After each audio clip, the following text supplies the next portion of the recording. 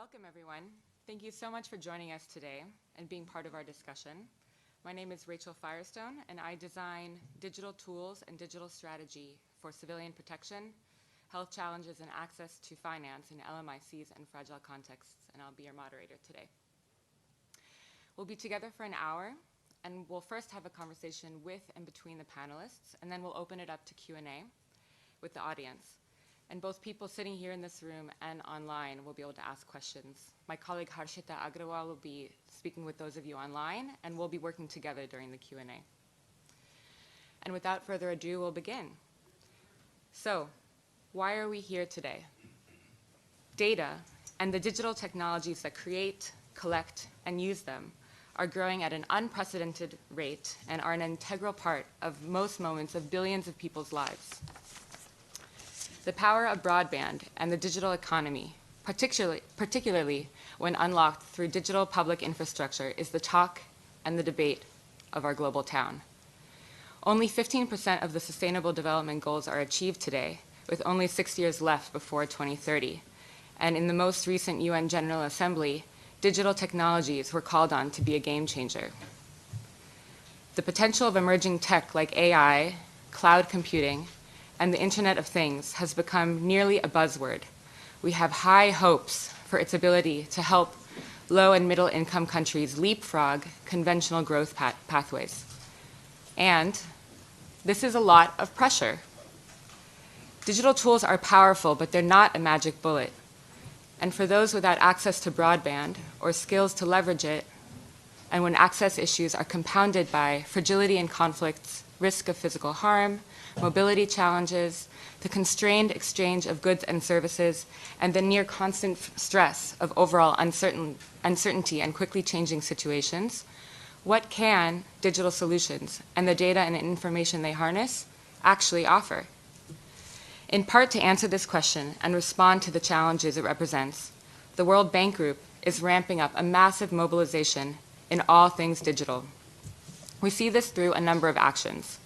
A strong emphasis on using the digital economy to boost private capital and domestic resource mobilization within the Evolution Roadmap.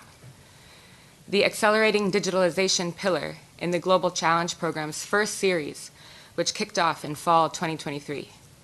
Digital access and digital transformation for all as core metrics in the new World Bank scorecard. And finally, the forthcoming new Vice Presidency for Digital. The bank also has a long history of working on digital development, specifically in fragility and conflict-affected situations. We see this both through lending and grant work on the ground and the bank's analytic contributions. Recent publications of note include what you see right in front of you in that flyer, the Digital Hotspots Report, which is developing digital economies in the context of fragility, conflict, and violence. You can access the report on the QR code, which should be on there, or you can just Google it. Okay, you can Google it and it'll come up for you. You can download it. You can read it to your heart's content. And today, in the spirit of this mobilization and inquiry, we're going to talk specifically about how digital technologies can bring innovation, improvements, and opportunities in FCS. And we'll also learn about mitigating and working with an array of risks to maximize benefits and avoid harm. With us, we have a group of individuals with deep context-specific expertise, diverse in terms of topic and geographic focus. Let me introduce them. So, Andrea Marusek, a proud lawyer among economists. You advise governments on regulatory reforms, including for new technologies like natural language processing and other AI. At the bank, Andrea has been global lead for business environment, and for the last year, she has led the bank's private sector development program for the West Bank and Gaza. Howie Badassa works on digital tools for development. At UNICEF, he designs digital cash transfer programs in Yemen, and before that, his work included managing the civil registry and vital statistics rollout in Tanzania, and coordinating information management for the UN's tsunami response in Indonesia. Katarina Żabska is a seasoned digital currency innovator specializing in transformative digital payment solutions. Before her role as a financial sector expert at the IMF, Katarina was head of innovations at the Central Bank of Ukraine and lead for its CBDC deployment. Philippe Vogelaire has been managing the business development activities for Vodafone Group since 2018 and works on large-scale investment partnerships. Philippe led the design and negotiations for Vodafone's first project in Ethiopia, a multi-billion-dollar engagement involving MIGA and the IFC, among other financial institutions. And lastly, Mohamed Issa is the global head of venture capital and technology at the IFC. He is an investor who is passionate about technology and empowering entrepreneurs, and his specialties are private equity and venture capital investments and mergers and acquisitions in technology. And with that, we'll dive into the questions. So Howie, let's start with you. You designed a digital cash transfer program with UNICEF across northern and southern Yemen to get much needed cash in the hands of those who need it most. So why did you feel pressure to shift away from direct cash towards a digital solution, and how has that transition worked given Yemen's security and cultural context? Thank you so much, and thank you for having me here today. Just to give some context, UNICEF, together with different partners, is implementing an unconditional cash transfer that is reaching a quarter of the population, about 9 million people, 1.5 million households. So to answer to your question, what are the pressures? Number one is accessibility. So currently or previously, we deliver cash through hand, meaning that we had to set up about 3,000 payment sites across the country where people have to go, walk, stop what they're doing, take transportation, and collect these benefits. So this has also an opportunity cost. So they have to leave what they're doing and travel.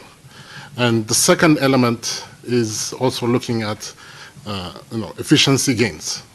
Now, imagine we're setting up 3,000 payment sites to distribute cash across the country. That requires a lot of support, a lot of management, a lot of monitoring. So that has, again, in terms of time, it usually takes us about 30 days to complete 98% of the payment. Now, with digital, that could go down to 2 days. And in terms of cost, again, to support all this massive payment, there are some operational costs. Again, there's an element of cost saving that comes with digitization. So these are the main two drivers, again, from accessibility, but also efficiency gain aspect of the implementation of digital payment. Now, the second question were how is it, let's say, transitioning from cash to digital? Quite an exciting learning that is coming out. So we just completed payment to 6,000 households through digital e-wallets. We open additional 8,000 e-wallets now, and then we are also scaling up gradually to large coverage, geographical coverage. So a few interesting learning that are coming out. Number one, just because of the size of the projects, it's incentivizing the ecosystem. Let me give an example. So one of the service provider that is delivering the cash through digital payment, they introduced a new wallet, a new e-wallet.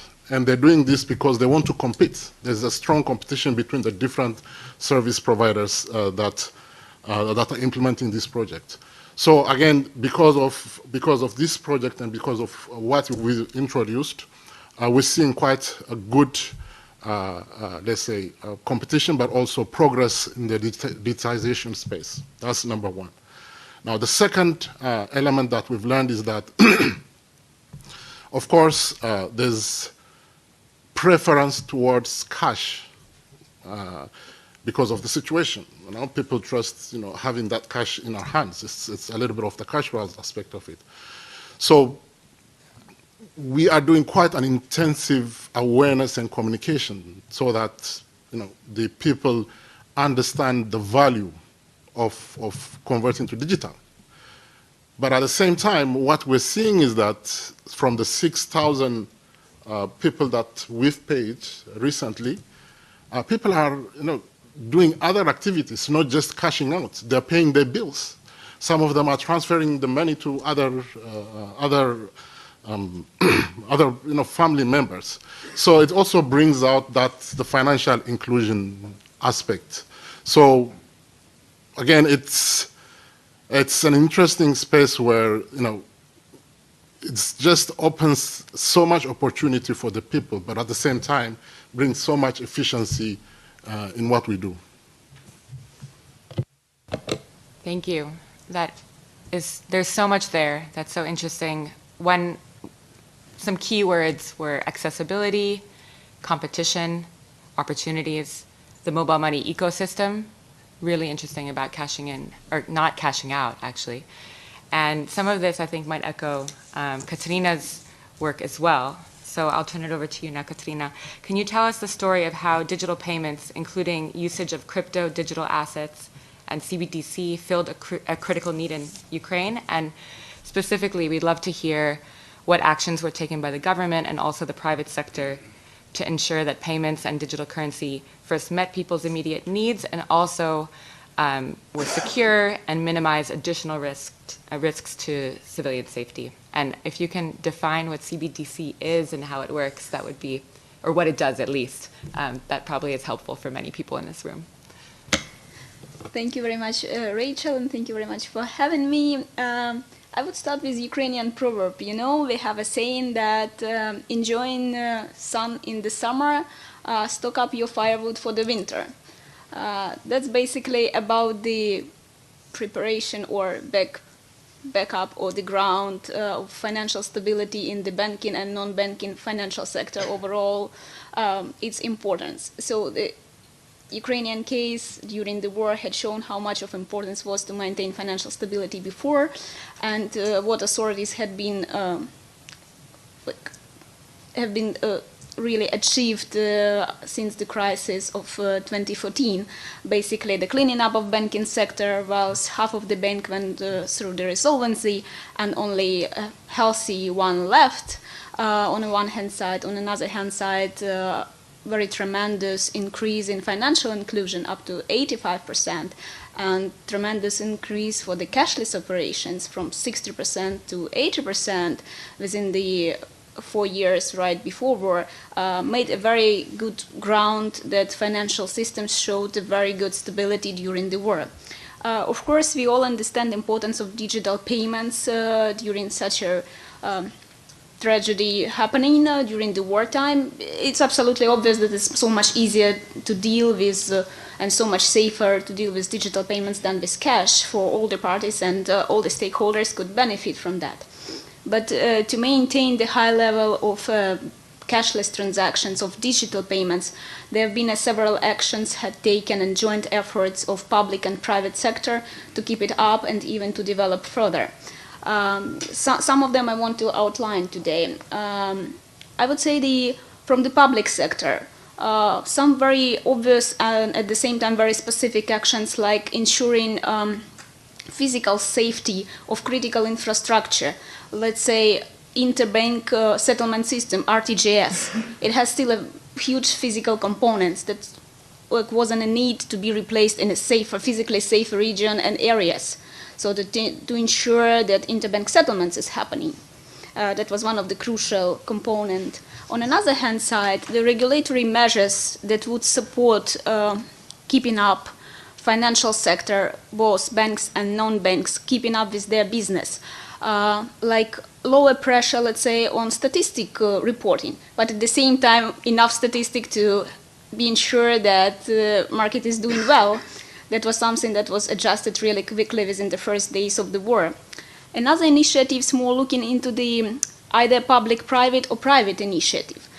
In Ukraine, the primary digital payment means is card, like basically most of them debit card, but also credit cards. And some joint initiative that had been taken by card schemes, it's waiving all the fees, all the merchant fees for the first year and a half. And then it was like only minor fee introduced back, but not full fee. Another, like with support of regulatory, of course, base from the authorities, basically extension the expiration date of all the cards that ensure that people could keep up using this. And of course, a massive and tremendous base of digital banking that was 24/7 available for all the population ensured that people were still keeping up with their preferred means of payment was remaining digital payments, not cash. I believe it was a very big achievement. Of course, I have to mention another part of infrastructure is cell providers, because basically many of cell providers also waived fees for the first 2 months. I believe it was crucial to some part of population who might left without any funds or who might give up their job. That was a part of infrastructure that ensured that digital payments keep going. Another, as you outlined, crypto or digital assets, if I would prefer to call them in a more regulatory frame, digital assets. Many of you may have heard that Ukraine being the leader in the adoption of the crypto right before war.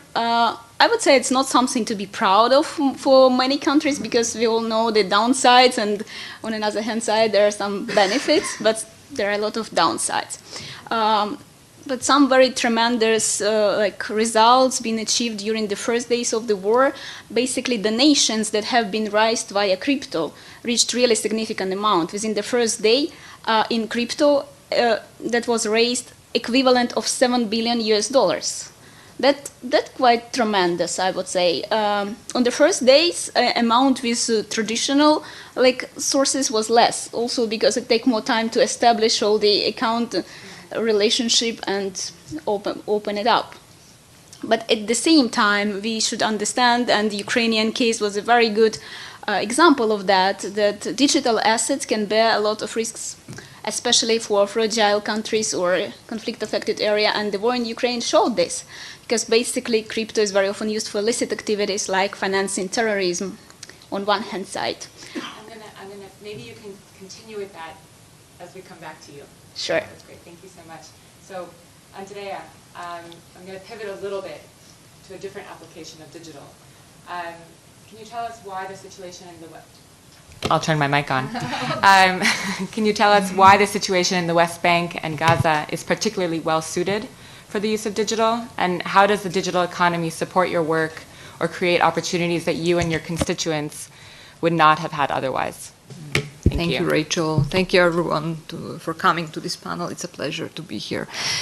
So just for a little bit of context, I'm going to focus a bit on the pre-conflict situation, but then also on the current situation in terms of what we're doing and the support we're providing.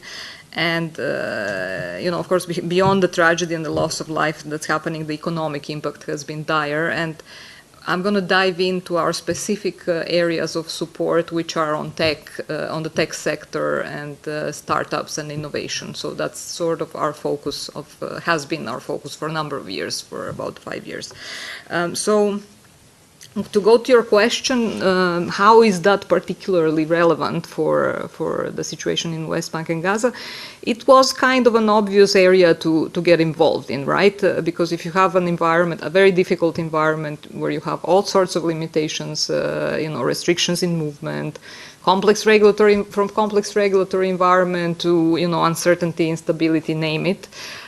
It seems like an obvious area because technology really can sort of overcome obstacles such as restrictions in movement, for example, and instability. So maybe that's like one thing. The thing to maybe keep in mind that would be useful to keep in mind is also that in this sort of environment, which in many ways is unique, but also can be sort of seen as lessons can be useful in other contexts as well, is that technology can act as a sort of a bridge, connecting areas that are otherwise not accessible, right? So, we had several examples in our work.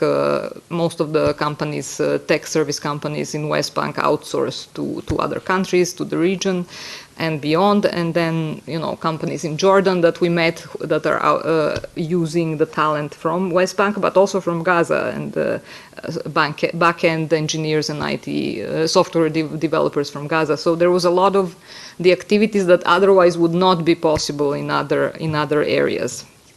we saw what was a nascent tech sector that was showing really a strong signs of growth even 5 years ago, and where we saw an untapped potential, to do something. And last but not least is also proximity to really the tech giants, the multinationals that are in the region, in Israel and then in neighboring countries as well, was also an obvious opportunity for us. So the potential, we saw really the potential for creating good quality jobs and also growing the local tech sector. And when we got involved, of course, we were not the only one. There were a lot of other partners and donors saw the same opportunity. The fact was that most of these programs were small and kind of piecemeal, and the approach focused on upskilling and some startup incubation here and there, but nowhere really had a comprehensive program dealing with the ecosystem. So not just focusing on issues at the firm level or issues in the regulatory environment, but rather on the ecosystem overall. And this is where I believe the bank provided the value added, which is that being able to really put in place a comprehensive program to tackle the challenges of the ecosystem. And what I'm going to say is that really our objective was very ambitious to provide support that will be a game changer for the tech sector in the West Bank and Gaza. And what we mean by that is a game changer in terms of moving the sector. We're going to hear maybe about Egypt, but moving the sector it's a small market, mostly engaging in freelancing and sort of basic outsourcing. It's not competitive on that front with the region or beyond the region. So it was important to shift the value proposition from basic outsourcing to more high value added outsourcing, and then even beyond this outsourcing trap to potentially even R&D. Why not? So I hope I can say more on the how going, later on in the discussion. But this was sort of the rationale behind us getting involved in the tech sector. Great. Thank you so much for grounding us and giving us context. And let's definitely come back on that second very important piece. So, Mohammed, your team at the IFC invests in incubators and accelerators. So we're talking about changing the game. And today you were talking about changing the game. You talk about that in other ways.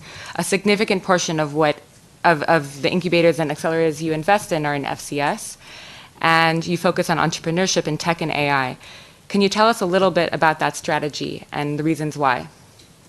Sure. Thanks for having me, and really pleasure to be here. Our parent company, the World Bank. Let me just give you a background about what we do. So at IFC, we are the venture capital private equity team. So we have two objectives. One, to invest for a purpose of financial return, because we feel to make an impact long term, you actually have to do profitable investments that generate returns. So we have two objectives. One is impact and additionality whenever we invest in a project, and we have to generate returns for the corporation.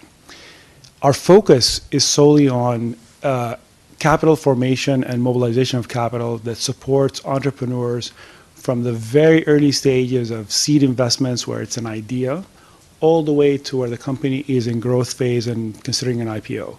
And we have a product and instrument to address the needs of entrepreneurs at every stage. So at the very early nascent stage, we invest via accelerators. So we don't invest directly in seed companies. We invest in incubators and accelerators, and we act as LPs, so limited partners. We sort of focus on mobilizing capital to fragile and nascent VC ecosystems.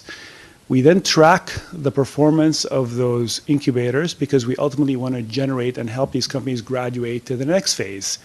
And venture capital is a business of sort of living from phase to phase. So you go from seed to the Series A, Series B, and so forth. And it's usually about an 18-month to 24 months process from the time you raise money till the time you need the next phase. And hopefully during that time, you've created enough value where the valuation of the company goes up, because ultimately, entrepreneurs are incentivized by, not just impact, but wealth creation. So the incubators, accelerators are really focused on harnessing and supporting entrepreneurs at the very early stage. And in terms of fragile countries, this is becoming even more important just because of what's happening in tech in general, right? So, in the later stages, when we invest directly as IFC and through venture funds and private equity, I think there's a lot of work and it's pretty, sustainable. But in the early stage, we're concerned because we have to do more. One of the reasons we have to do more is because what we're seeing in terms of AI and digitization. So prior to AI, we lived in a world where one of our chief concerns was the digital divide. So if you look at developing countries for emerging markets, AI has the potential to really further that divide significantly. And so we're uniquely focused and laser focused on solving three important things to sort of make sure that doesn't happen. Number one, for AI to work, you need connectivity, so investing in broadband across emerging markets. You need to then solve the compute power problem, which is, really what are the costs of data centers and infrastructure and cloud services in emerging markets, because you can't run AI in Silicon Valley to support Somalia. It doesn't work, right? The cost doesn't work. So the compute and connectivity is important. And then the third pillar is digital upskilling. So we invest a lot in EdTech as a sector to make sure that there's enough data scientists and AI experts in emerging markets. And we try to put that all together to make sure that we use AI to digitize industries. And I want to give you a really good example recently of an investment we did in Senegal, where it was a great entrepreneurial team, people who came back, who worked in Silicon Valley, decided they want to go back to Africa to solve a very important fundamental problem, which is how do you digitize healthcare in Africa? So one of the biggest challenges, other than the logistics, is you don't have data, because these patient health records, the hospitals, they're not digitized. Well, they figured it out that you can actually use AI to shorten that and cut through that issue, because you can use AI to create synthetic data to sort of narrow the gap and shorten that cycle of digitization. So they said, okay, we want to actually come back and do something for the continent and digitizing healthcare, but we want to use AI to sort of leapfrog and catch up. So these are the type of opportunities we're really, interested in, and we actually, in those situations, break the mold and try to invest super early as IFC, which we typically don't. We usually wait for these companies to graduate to a certain level. But for these important problems, we kind of have to come in early. So we want to do more for these fragile countries, and do more doesn't mean waiting for incubators and accelerators to show up and knock on our door. We will actually go out and actually help create these incubators and accelerators. We want to help train entrepreneurs on what it means to run these incubators and accelerators, and ultimately sort of, really be much more proactive and to lean in terms of solving this problem. I think we have a lot more to do, but I think in general, one of our biggest investment themes as IFC is how do you digitize SMEs to help unlock access to credit. So financing SMEs is kind of like our number one thematic investment role. And we approach it from many, many angles, from working with our venture funds to direct investments to payments. So a lot of different sectors go into that. But it's kind of the common theme for emerging market, which is, look, there are a lot of entrepreneurs. And the good thing about tech what people have seen happening in the developed world, we're definitely seeing much more of a view for entrepreneurs in these countries where they say, look, when I graduate from college, I'm not looking for a job. I want to be a job creator. I want to be an entrepreneur, right? I'm no longer looking for, with all due respect, working at Vodafone and on these telcos. I want to actually create a startup, right? So we're seeing a lot more of those people, and we want to help nurture entrepreneurs. And so we have to then support them at every stage of their ecosystem development, of their growth. And ultimately, I think our main objective is to make sure that the digital divide gets narrower rather than wider. Thank you. Thank you for wrapping that up so concisely. Philippe, so you are largely responsible for this big deal in Ethiopia, and we're 2 years in. And the conflict that is happening right now in Ethiopia hadn't happened when you began. So can you tell us a little bit about what actions you took since things changed, and how that's a key learning for you going forward, particularly given Vodafone's unique strategy and sort of approach to the project? Sure. Well, I'll first give you a bit of context, because otherwise it's a bit dry. Context is that Ethiopia, in telecom terms, has been the grail for all the majors for about 20 years. It's a gigantic country. It's 3.5 times the size of Germany. It's growing very, very fast. 120 million people today, 145 planned for 20 years from now. It was also a monopoly, state-owned company. By the time we bid, had been there for 126 years. And I really wish to insist on their strong capabilities. If you look at Ethiopian Airlines, for instance, you can tell immediately that, when Ethiopia wants to achieve something, it's getting it done. So 2012, they wanted to liberalize, so first trip there, and came back saying, well, it's not going to really happen this time, it's not ready. 2015 tried again on the service side, and then it didn't happen either, so we said, let's pause. Then 2019, the government made this very strong invitation, which is to bring all the majors in and say, hey, by the way, why don't we design a process together? The World Bank was involved, lots of advisors from the international community to try to do things well. And one of the first things, for instance, that came very strong to us was this idea that to launch a market, you need about 22 regulations, and there were none. But they said, hey, why don't we write them together? My team produced probably 3,000 pages of comments on how you would do these things, and all the majors did the same. So by the time we bid, we ended up having, I think, 21 of the 22 regulations. I need to point out that this is the first time I've done 16 or participated to 16 launches like this. And it's the first time we have 21 regulations ready by the time you bid, right? So it was a phenomenal effort.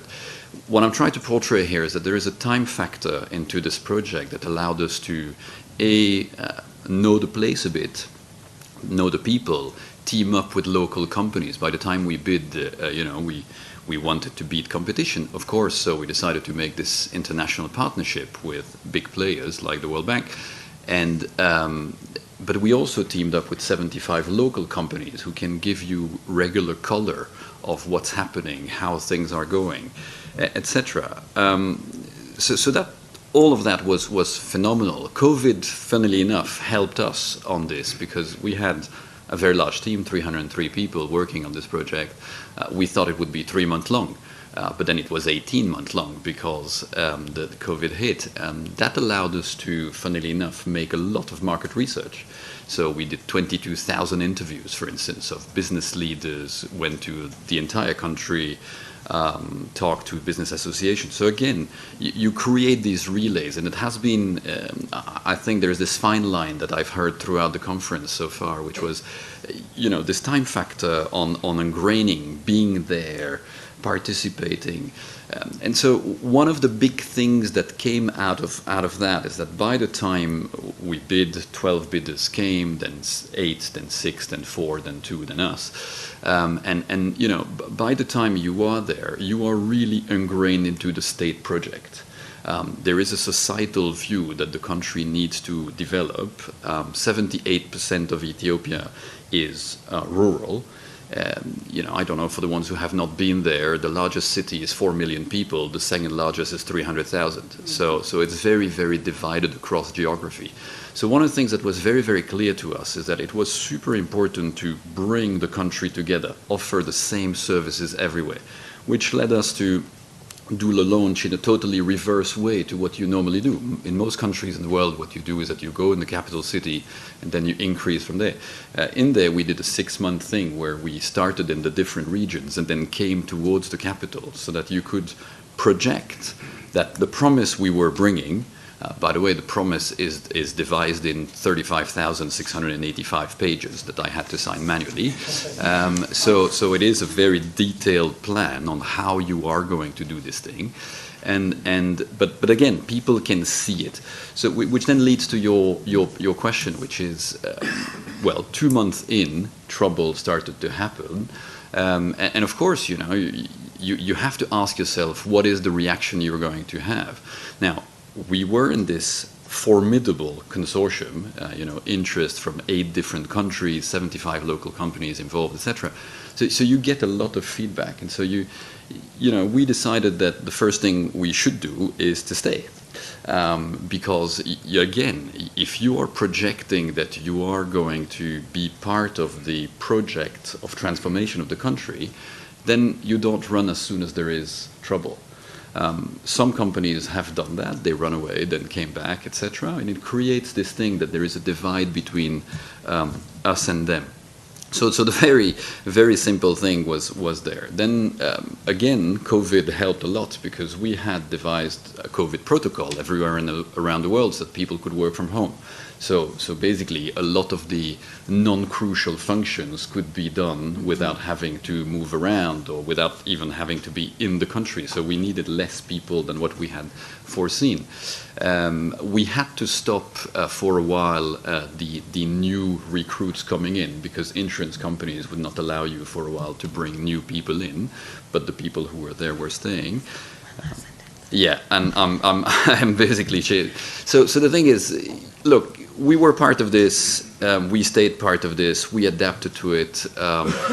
Trouble tends to move around this country. We are currently implementing towers in Tigray, which would not have been doable probably a year and a half ago. But then again, they will have 5G like everybody else, and that's fantastic.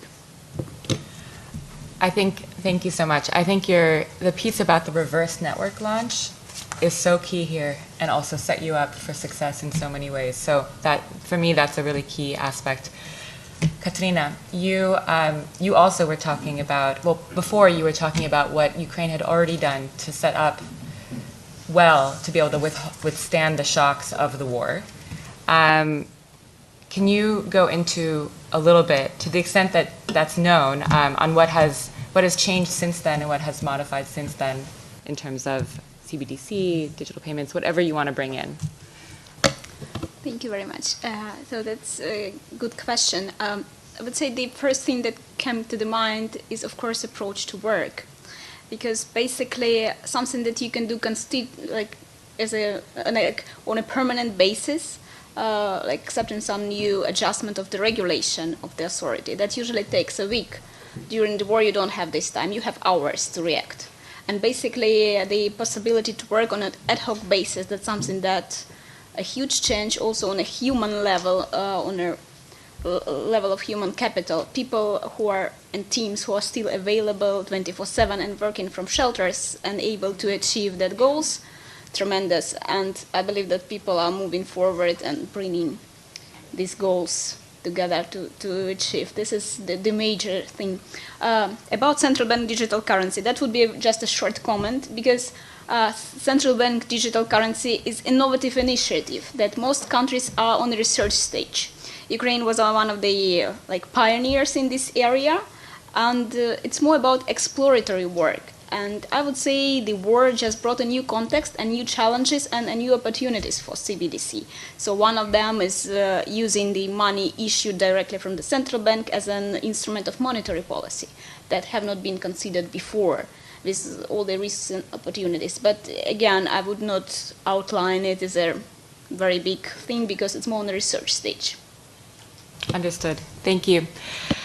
So we could all talk about all these things for hours, and we're running short on time, and we want to leave some time for the audience. So I'm going to pose two questions, one to you, Andrea, and one to you, Howie. And if you can be concise, I'm sending them to you at the same time so that they're all out there.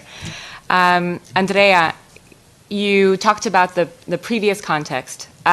So please go ahead and tell us about the current context and also how you see the role of the World Bank and the IFC particularly being relevant here and important.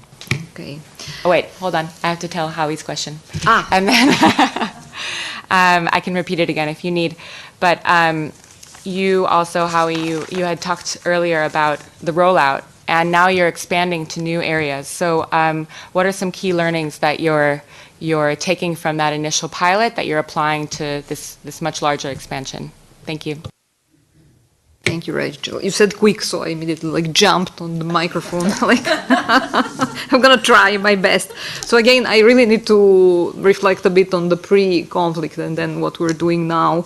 And I said a bit, that we wanted to be a game changer. We wanted to shift the value proposition. These are all nice words, but then how do you actually put that in practice in such a complex environment. So really, you know, with all the limitations there, our focus was on, let me distill two things. One was how do you really help level the playing field for local businesses that like face so many constraints and that are essentially competing for the same market as other businesses in non-FCV contexts, right? And then again, you know, how do you bring in investors? You know, what, you know, it's not really an obvious sell, and you know, what is the value proposition there, and how do you attract them? So really, you have to have a good grasp on what the challenges are, you know, and also what the opportunities are. So the talent is there that we saw. Problem is that the talent is being taught skills that are not in demand in the market. So there is the education problem, which we were not dealing with, but we're thinking of how to tackle this problem. And there is also the challenge of the high costs. I said not competitive in the region or beyond the region, you know, expensive office space, high wages, especially for low value added outsourcing. So what is the value proposition there? And, you know, some of the things that are a selling point is definitely the human capital and the talent, the young population that's very tech savvy, easily trained, it's in proximity to European market, same time zone, language skills, also culturally similar, and I would say also to the US.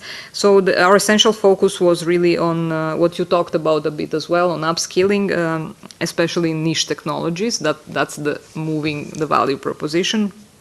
And then the other aspect on is how you de-risk investors, to bring them in, do whatever it takes, you know, to de-risk them, to really come and invest and see for themselves, and, you know, just like sort of, so to speak, wet their feet and see how things can work. So we got something right. Our results were quite positive. Just to mention two kind of data points. It's a small market. You have a couple of thousands of engineers working in the tech sector, not including the freelancers. And the programs managed to create about 900 additional high-skill IT service jobs in a matter of a couple of years, I would say 2 to 3 years. So that was an achievement. And even more importantly, we've seen investors invest that were never there, that never invested in this market. And the program generated about 30 million investment into Palestinian startups, which seems like a small, it might seem like a small amount, but it's really quite, it was quite an achievement. Going to the conflict situation, of course, there is the realization of how quickly things deteriorate and how quickly whatever you have invested in can crumble, essentially. And our focus was, you know, like just to give you again a few, over 80% of GDP drop in Gaza, equal percentage of jobs lost. West Bank, 95% of the companies report lower sales, major loss of jobs, not to go further. So these companies will be part of the key solution to the recovery, and it's really key that they keep the lights on until the conflict hopefully subsides, you know. So that was our focus, you know, how do we keep the lights on? How do we make sure that they can retain the talent that there was a lot of investment in this talent. So for us it was about quickly deploying resilience support to do that, you know, for example, stipends, resilience stipends to those IT engineers that are currently not working, but then with the condition to upskill in some additional niche technology that will help them once, you know, things start resuming a bit. Or, you know, support businesses to find new markets. Most of them have lost their contracts. Most of them were outsourcing to Israel. And, you know, how do you help them find, access new markets and retain jobs? So, like, I will stop here. But thank you. That's all.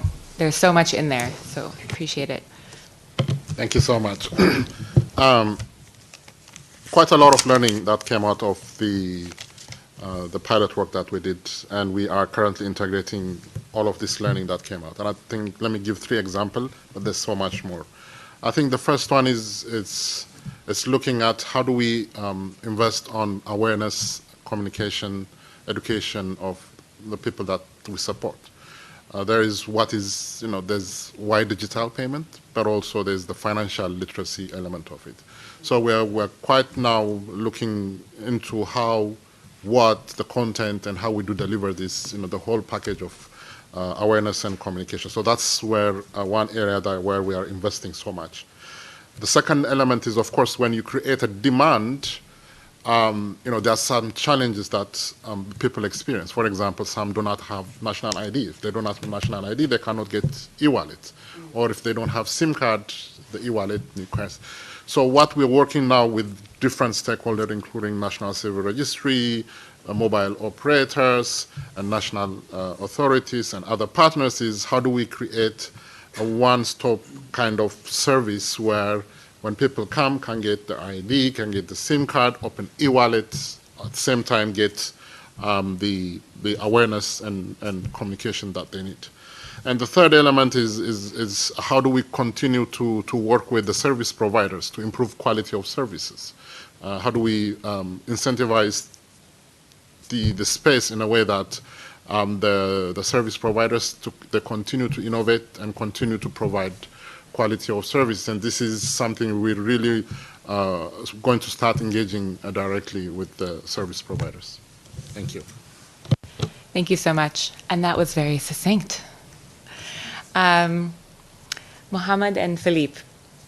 Mohammed, you are focusing on FCS in your overall strategy. What actions do you take that are different for potential accelerators or incubators that you want to work with or identify in FCS as opposed to LMICs? And Philippe, maybe you can go into a little bit on Vodafone's background and however you think it particularly applies to Ethiopia and other fragile contexts as well. Sure. If we can stick to maybe 2 sentences each, and then we'll let other people, 2.5, 3, and then we'll open it up to the audience. You can count the words. The short answer is, in IDFCS countries, we take a much more proactive role in 2 regards. One, we help train the new managers. So we find these entrepreneurs and we put them into programs where they go to Oxford and other universities to help train them in terms of how to run these funds. And then we do a lot more in terms of mobilizing capital by reaching out to other investors. So we recognize IFC's role in these fragile countries because otherwise capital doesn't flow to them, right? So we use all kinds of instruments in terms of blended finance, all kinds of things that we can extend to other partners to allow them to sort of mobilize, and then we sort of do the heavy lifting with the entrepreneurs to make sure that the ecosystem kind of thrives. That's kind of the short answer. Heavy lifting. Wow, I'm going to try to be super fast. So I think the key point I'd like you to all keep in mind is this idea that you can make much better business plans if you solve more problems than the ones you normally see. Telecom companies tend to normally do business plans only on connectivity and then add services. The problem when you do that is that your original investment plan will by definition be much smaller because you only have a few sources of revenues. For Ethiopia, we applied some work we have been doing since the last 5-6 years, which is this idea that telecom is an ecosystem. You need infrastructure, you need green energy, you need platforms, you need devices, you need data centers. If you do not have, for instance, devices, well, you can have as much as a fantastic network, nobody can have access to the services. That is, when you think about it, the biggest problem we have in Africa, for instance, everywhere. Take Vodafone has the entire east coast of Africa, more or less, and we cover probably 50% with 4G or 5G, but only 10% of people have 4G or 5G cell phones, and therefore they can't access the services. Hence, you need to fix that to make people consume. Now, when we applied this to Ethiopia, and again, it's a context of a gigantic partnership with very, very different interests, people interested from farming to digital services to banking to different things. We really started with, what are we going to solve? And so we decided that we shouldn't try to pretend we were going to change everything, but there are 5 verticals that we could transform radically. And we decided to give it a shot at trying the business case based on that. So we said, what if we transform agriculture, medical, tourism, financial services, education. And then you go into, okay, each of those will bring you the following revenues. And then you start costing how much it actually costs to make it. For instance, take schools. You know, many companies will transform 5 schools and say, oh, I've digitized the education of the country. It's not true. You need to cost the whole thing. So you take Ethiopia, 36,000 schools, of which probably half do not have enough electricity to justify the telecom. So you reverse engineer the whole thing and say, if over, this is a 30 years program, I wanted to actually transform this, who do I team up to make it? The fantastic element I really want you to do, and then I shut up with that, is if you apply this to your business case allows you to make a much bigger investment. Of course, then you need people like Miga to insure you because you are making a much bigger investment. But at the end of the day, the key point is that you can deliver much more change that is much more useful to millions. Not 2 sentences, but... It worked. Thank you. Okay, so we're almost at 5 o'clock. We're 5 minutes before the hour. We're also the last session time frame of the day. So if you can all hold your horses before running to the bar, we can have a little bit more time for Q&A. And Harshita, should we start with a question from online, and then we'll go to 2 questions here? Yeah, sure.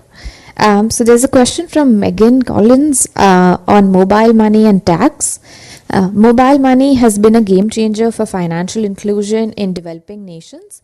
How can governments strike a balance that fosters economic development and digital inclusion amidst implementing mobile money e-levies across various African nations?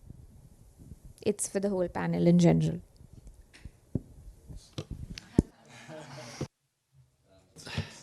Look, I think the simple answer is there are currently 262 types of mobile money systems in the world. If we really want to do transformation via mobile money, only 10, by the way, have more than 10 million clients. If you really want to transform this ecosystem, you need to make sure that they become less, that they are more scalable, that they can be brought to different countries, that they are detached from the networks, etc. And then, you know, the grail of having an OTT-like service on the digital financing then allows to involve more partners, including the government, to achieve their own goals. You can do so many things. We currently, for disclosure, mobile money is a Vodafone original invention, with Safaricom in Kenya having done it with BII money. So we are very, very proud of having been the first ones to try it. Now, many others have done fantastic jobs on this. But the key point is, we're really still at the beginning. You know, it used to be transferred from peer to peer. Then we went into insurance. We went into loans. We've done our first mortgage with it. And I'm fully with you on the fantastic element you can have on cost saving. You know, take a country like Ethiopia. Well, your big spenders like USAID will have a fleet of maybe, I don't know, 10,000, 100,000 cars just to bring the cash. If you can eliminate that, that's more money you can give to actual people. Again, the key point is to make them more scalable, make them more simple, make them more compatible so that they can be used across the continent. Thank you so much. Okay, so we have a lot of hands, and also, normally there's a mic. I'm not sure where that is. Aha! If you can all jump up. Don't hit each other. Okay, so great. So we have 3, so I think we have room for 3. And let's see what time it is, Harshita, and see if we can take one more after that for the online, and we'll see. Paul can cut us off. Thank you all. Hi, I'm Nicole Golden with the Atlantic Council, former consultant with the World Bank. Picking up a little bit on the inclusion aspect, we hear a lot about the opportunities in digital for inclusive growth and financial inclusion. Haven't heard anyone talk about sort of gender and how you are thinking about sort of women in the programming, particular opportunities and or challenges. So if you can touch on that, I'm seeing smiles and nodding. So thank you. Let me take that because we're actually very proud. So I actually want to say that, you know, in IFC within our venture capital group, we are organized in terms of regional leads as well as sector leads that complement our investment teams. And in the 14 leadership positions, 12 are women. They're led by women. And that wasn't sort of a we went out looking for the best person, and we hired the best person, right? So in terms of gender, in terms of our group, we are by far above the average within IFC. But we have a strong gender program and investment program for IFC, and it comes in twofold. So we've actually done a study where we've looked at our portfolio companies, and those portfolio companies that served specifically reached out to women tended to do better. So if you're sort of diversified and pay attention to diversity, you actually end up having better performance, better returns. The second thing is, before we invest in a venture fund or a private equity fund, we have a specific gender target. So we want to see, women at the senior leadership position, partners in our portfolio companies. We insist that they have representation of women at the leadership team.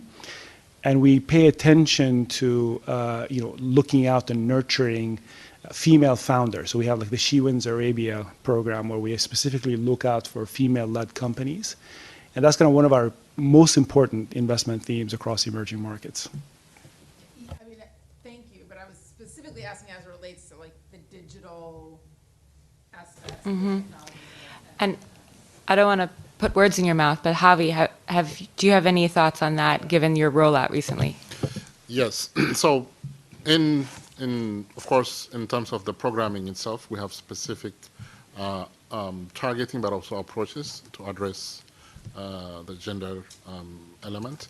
So, for example, we do have women-specific outreach program that we work on. We do have a specific payment site because of the culture and other things. So we do take that very seriously, and we do have some specific targeted approach to make sure that we're not widening the gap. So we do take that into account in our implementation. Thank you. Same here, very briefly. So yeah, in terms of our beneficiaries, there is quite a high percentage of women in the tech sector, and we very much focus on that, including looking at what the barriers are for women participation in the tech sector, including in leadership positions.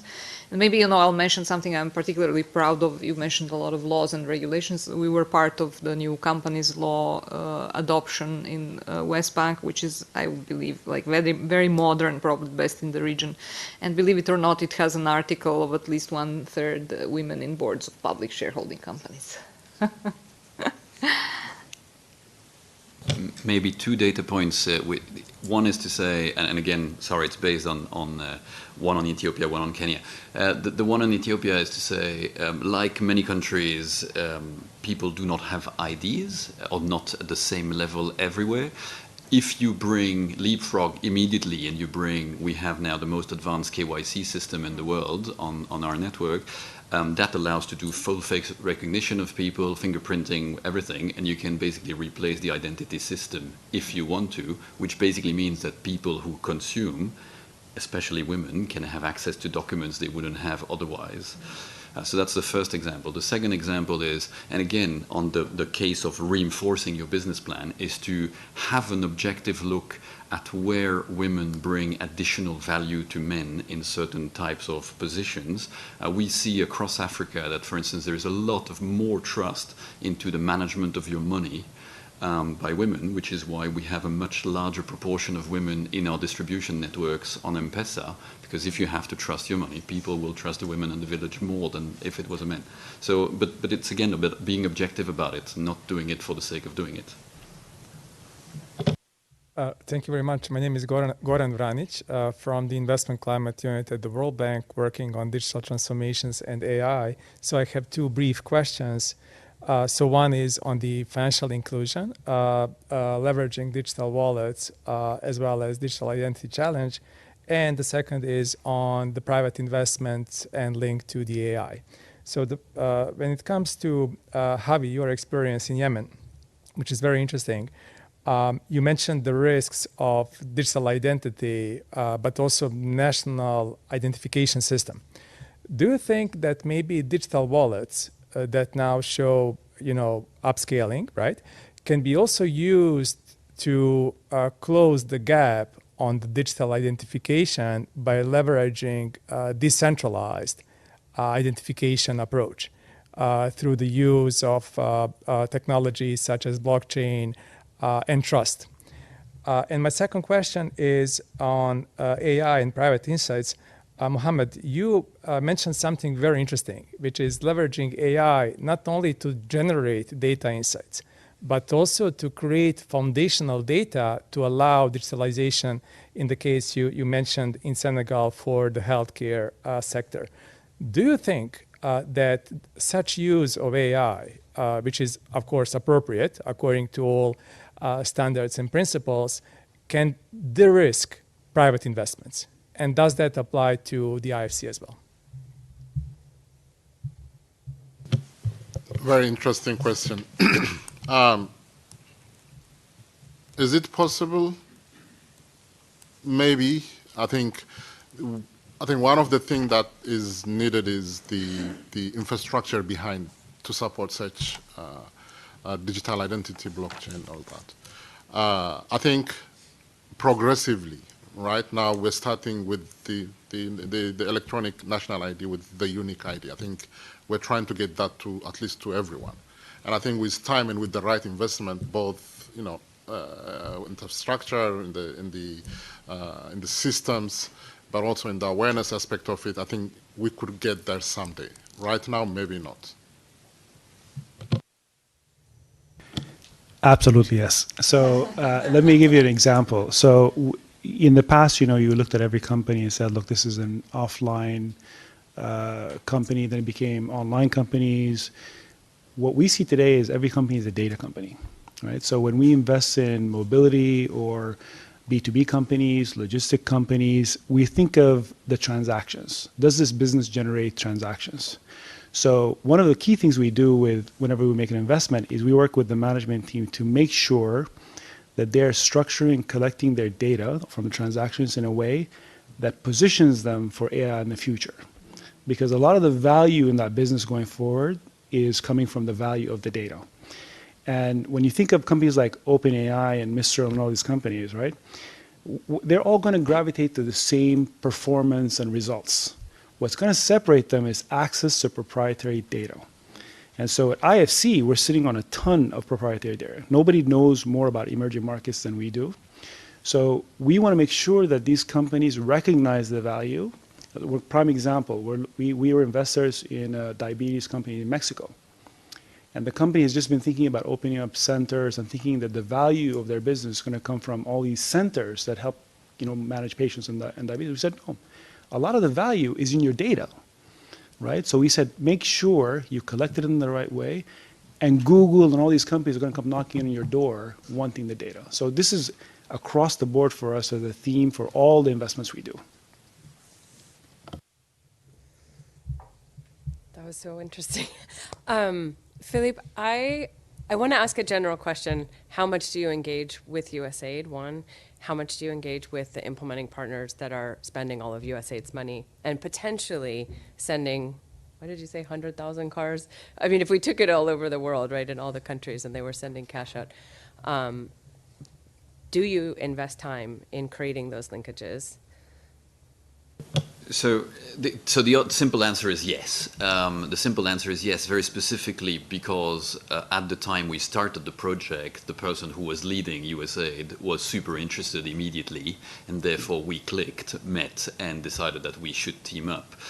Now, there is something very practical. You can't send money until you have a network. We're only 2 years in a 30 years project. We currently cover about 35 million people out of the 120 with 3,000 antennas. That is growing. To give you an idea of volume, we bring 7 new towers per day. This is a massive deployment in any type of scale. We are therefore now reaching to a level of coverage where you can say, I'm starting to reach the areas where transfers of money are doing. So I can very openly reveal that since September, we've started working on choosing the places where we will testing. One thing with aid is that you can't mess it up. So you really have to make sure it works before you scale it up. So we are going to test in different areas, different types of transfers.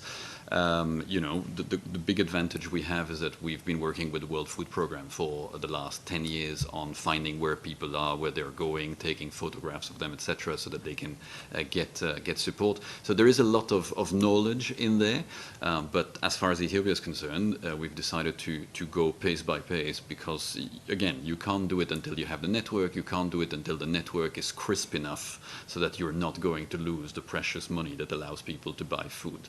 But in the main, if I remember well, I think USAID brings something like 5 billion in aid per year in the country, in different ways and shapes. By definition, transporting this type of amount of money in cash is risky, complicated, etc. If it could be, I'm completely with Howie on these ecosystems that you see where people start using the money to do something else, and therefore it stays digital. So practically the entire system cleans itself somehow into becoming very, very normalized, and it becomes another form of currency. So I think it's going to help to happen. I think USAID will be very, very involved in this, but it takes a bit of time because it takes a bit of time to build. Yeah, and following on the gender and women's question, are you actually targeting women as in terms of the recipients and overcoming those issues of not having ID? And how are you doing that? Because every country has gender dynamics, but there's certainly gender dynamics where you're deploying So, challenges. yeah, so about 45% of the recipients are female. And already in the way we implement the project itself, there are built-in mechanisms. For example, when you talk about communication and outreach, we do have specific women groups, we have mechanisms. So what we're doing for digital is also, using those mechanisms that we already have. The same applies on the payment and awareness. So we do have already a very strong mechanisms that are built into the project to allow us, to continue to use those to reach out to the female part of our recipients. Harshita, do we have more questions? How about yeah. one more? There's just one more. Relatively short one? Hopefully. So this question is by Rhonda. She says, are there any key points that can be raised in development talks to encourage skeptical investors and organizations to bring EdTech into regions with instability that is not projected to be long-term? Currently, there's a cholera epidemic where Rwanda serves, but the schools and library are asking for digital options to educate the students.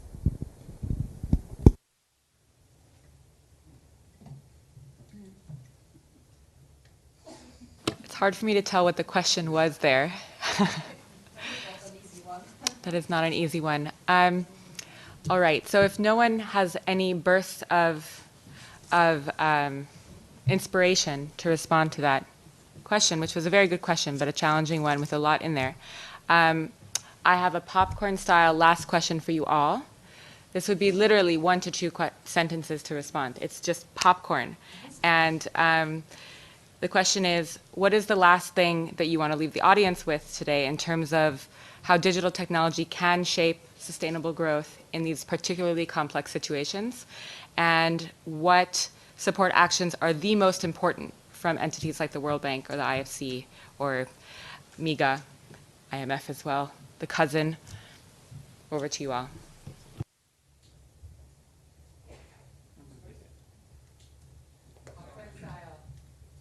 All right, let me, I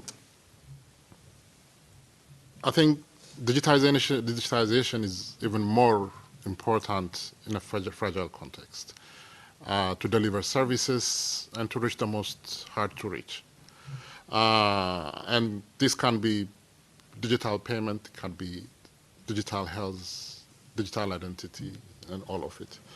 So I think digitization is really important, and I think the main thing that is a bottleneck is the infrastructure behind it. And I think investing on those infrastructures that run all this would be critical. I think I would like. Okay, let me go next. So So it's obvious that digital became, so exclusion from digital is exclusion from everything. Like that can be said now, right? And one thing that I don't see much discussion on is the fact, a big risk, which is in particular for FCV and developing countries, which is that digitalization is advancing faster than risk management and bad practices. And by that I mean that bad practices are growing faster than the uptake of digital solution. And how do you deal with that? Like with these aspects, there's a lot of discussion on bridging the digital divide, getting people online, but that's an aspect that's important as well. I think the thing that's missing that we need is coordination. I would love it for every IDA FCS country to have a chief digital officer, so they can help think like a startup. We're ready. We have all the products at every stage. We have the capital where the World Bank has been awesome in telling us to do more and providing us more capital. We need coordination because the entrepreneurs are there, but we just need to direct the money in the right way. And believe me, the founders in these countries, they're thinking like Silicon Valley, right? They're not thinking like my generation when I graduated from college. They're thinking about startups, right? So they are disruptors. They're just waiting for the ecosystem to come together in the right way. Building on what had been said, I guess as we move in, it's more further complicated to came up with the news. Digitalization is really complex process, and I believe it's all about cooperation between public and private sector, and it's about the balance of innovation and regulation to make product good enough and safe enough and risk-averse enough. I'm afraid I'm not going to follow the one line because I won't be able to. So the first thing to say is thank you for you've asked two different questions. One was what can we say to the audience? We should welcome the fact that the development community is there. That's the first thing. The second part is to say we should not forget that there is a D in DFI, and therefore that it's not all about making sure that it's profitable as if it was a bank. It's not. It's development. So that's the first thing. Then you go into the money. The money is, guys, if we want to achieve SDGs, we need to invest 418 billion per year during the next 10 years. That's the stats that have been calculated, not by me, by people way more intelligent than me. Today, the industry is capable of investing 187 on its own. So you have a gap there. The money is there, but it's not being spent fast enough. And the reason why it's not being spent fast enough is that our processes, including ours, all our big companies will complain about DFIs being too slow. We are equally slow. Big companies are slow. Plain reality is that in the main, a project takes about 24 to 27 months, no matter how you want to cut it. We need to shrink it. One of the ways to shrink it is to make sure that your lead time A to Z are much shorter. One of the ways to get that is, frankly, to tackle the contracts and replace them by templating. It's very, very simple. Doing a deal with the World Bank today takes about 1,500 pages of paper. Doing the same deal with BII takes 150 pages of paper. So it is possible to shorten it down.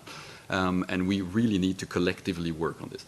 Then the last point, and I really finish on that, is to say we should never forget that it's not only about the money.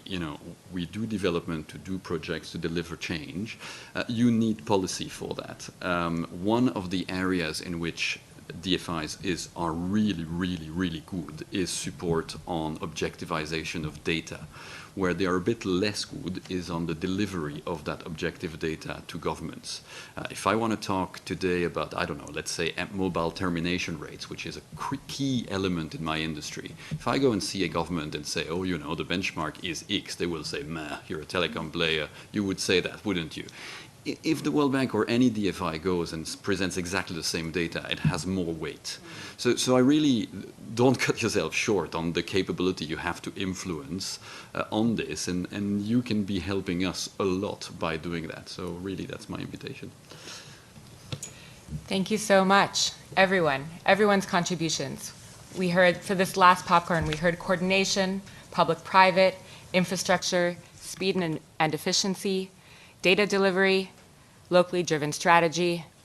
This is all so important. There's a lot to do, but a lot is already being done. So thank you so much.